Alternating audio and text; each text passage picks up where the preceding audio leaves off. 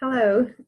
In this video, this will be the first in the series of videos to show you what the speaking section is all about for the Cambridge Advanced Examination. And this first video is going to just focus on the scale and format, okay?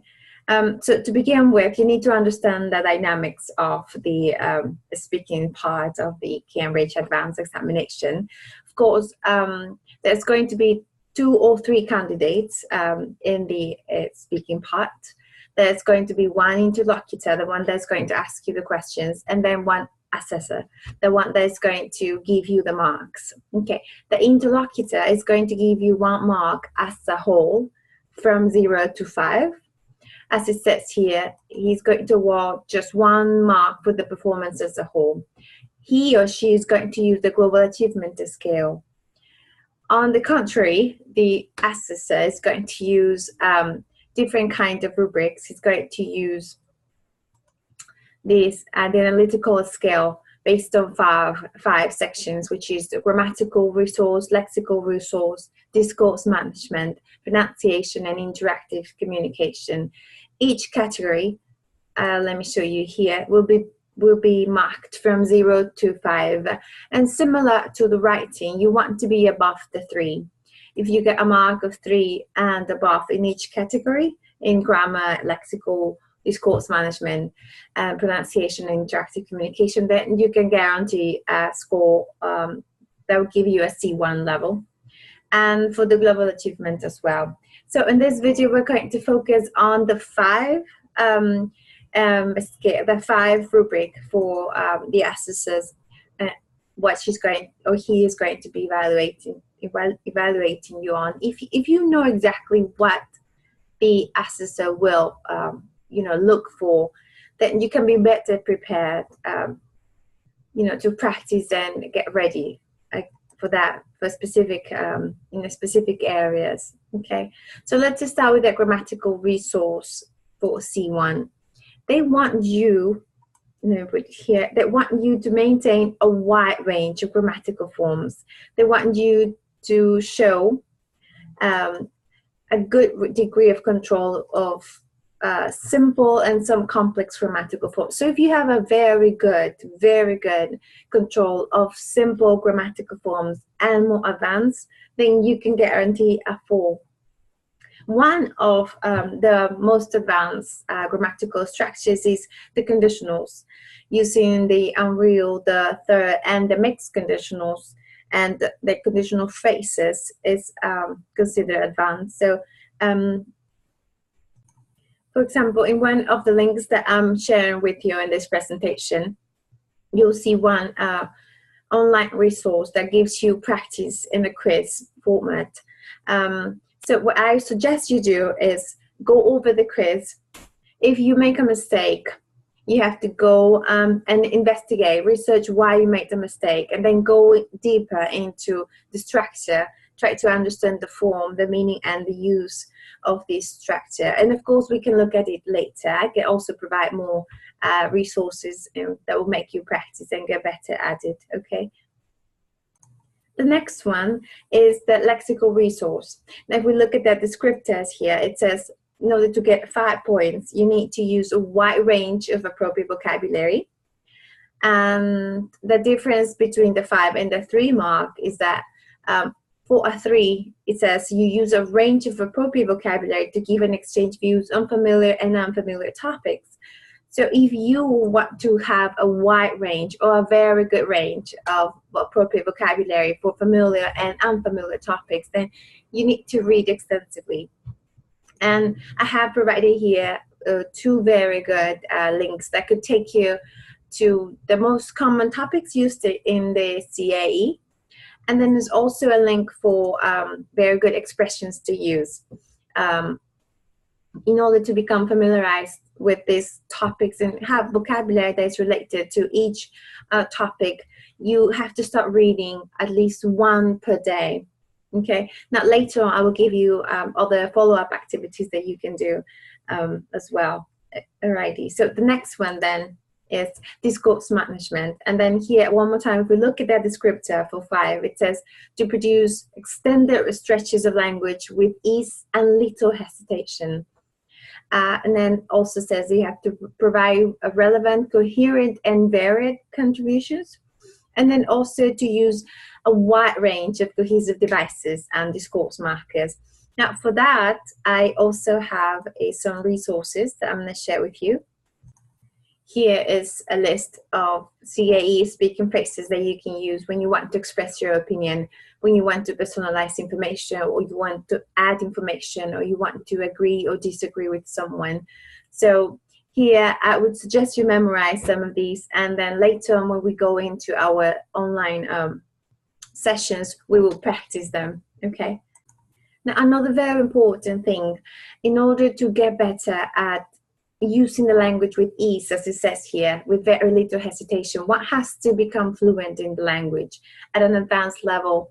That is only achieved by having, information readily accessible for you to use it. That is developed through fluency, and you have to have specific activities that can help you get there. So the basis for that is reading extensively. I have shared with you here this link that gives you different reading material that has audio, so you can listen as you read. Now, the follow-up to this exercise to become very good at using the language with little hesitation is to give a short opinion on the reading exercise, on the reading material, and then provide maybe a summary of main ideas. But the trick here is to record yourself. So you can use your phone for that. You can use your phone and record yourself expressing your idea. And then you can, each time, and this is something that's actually backed up by research. Paul Nation actually wrote a very good paper on this, and he says that if you want to become fluent, you have to have the ability to use the information without any problems, and to develop that you have to repeat the activity. So let's say, let me give you an example. So this is a link. Here are the 4 stories. I'm going to click on, okay, let's go to Siberia's mythical train. Okay, here is the text, and then here is the audio as well. So I can click on the audio. Siberia's medical train. And then I can listen to it as I read. And then I want to give my opinion, so I can write it down, write my opinion about it. And then I record my opinion. This article is very interesting. I think it has lots of ideas of what people can do in order to make medicine more accessible to remote places. And then I can check the time and see, okay, this took me 2 minutes. Okay, I'm going to do it again. I'm going to say exactly the same, but I'm going to try to reduce the time, not 2 minutes, but 1. And then so forth. And the interesting thing is that 2 things will happen. You will listen to yourself. You'll be able to see how well you did. And then the second thing is that by repeating the information, you're using memory, and you're just getting the ability of saying information each time a little bit faster because you're reducing the time. That's fluency, the ability to say information faster with little hesitation. So in our live sessions, what we can do is work on that, and I'll show you how you can get better at delivering and expressing information faster each time. So to finish, we have 2 more categories to look at. The next one is pronunciation, and then the last one is this interactive communication. And pronunciation is very similar to the previous idea. You want to be clear according to the descriptors. You want to use word stress. You want to stress the words appropriately, and you want to pronounce sounds clearly. You know that English can be tricky, that one letter can have 2 different pronunciations. So you have to be careful there. One tip that works a lot is using shadowing. And so if we go back to the online material I shared with you here, if you click the recording and you start reading with the person, there is a queue of patients waiting next to the railway line to see the doctor. they're waiting for the macro chain, a mobile medical clinic with basic equipment. If you follow the audio, reading with trying to have the same pace, you're going to be paying attention to the pronunciation, the stress of the words. You're not focusing on understanding in this, but you're focusing on practicing your pronunciation. And you have the model in this case, which is the audio. And of course, very important is to have the Cambridge Dictionary available.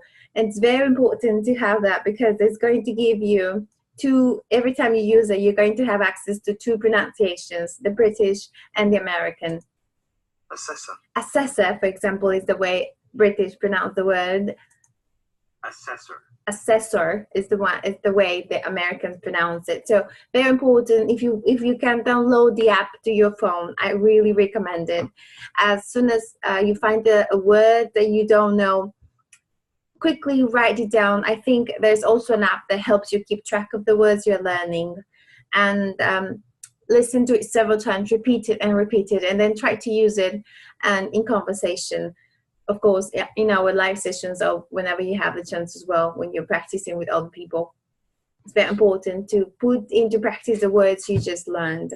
Okay, and finally, interactive communication. In this part, they want to see how you are able to exchange ideas with the other candidate.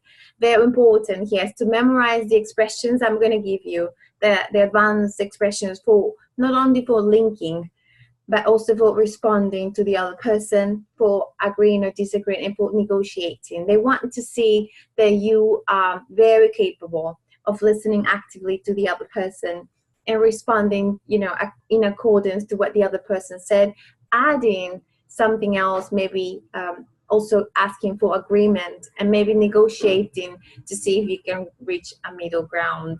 So let me give you a quick example. Shall I start? You can propose that you will start the conversation. You can use the expression, in my humble opinion, or any other one that is advanced.